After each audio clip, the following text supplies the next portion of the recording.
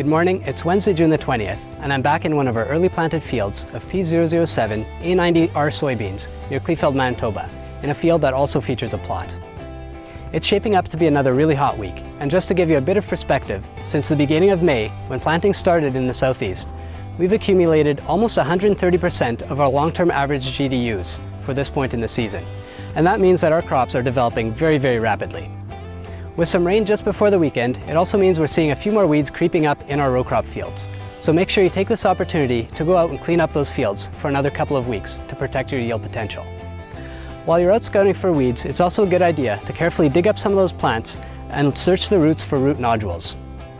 You want several of these per plant, and when you pinch them open, they should be red, as that would indicate that you are producing nitrogen, which that crop will need from now until harvest.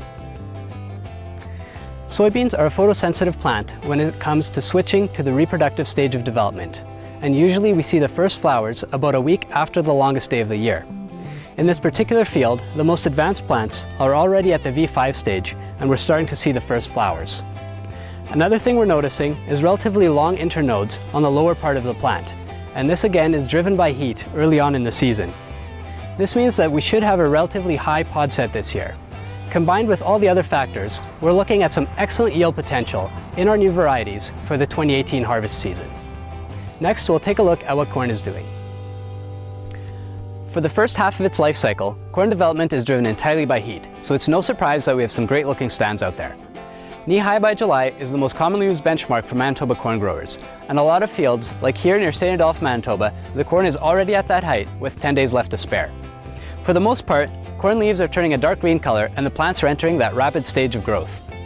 However, there's still a few areas where we're seeing micronutrient deficiencies in corn stands, with stunted plants and paler leaves.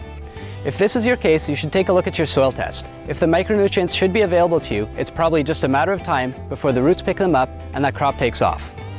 However, if you do have concerns, your last pass of glyphosate is a great opportunity to add some micronutrients to help green up that crop and get it growing in a hurry. Next, Marcus and Mark will provide a short update on the dairy side of the business. Thanks, Ben. I thought we'd take a moment to talk about Marcus's role at Marc Hutlet Seeds in the last 10 years. It's been a great experience to have him on the staff.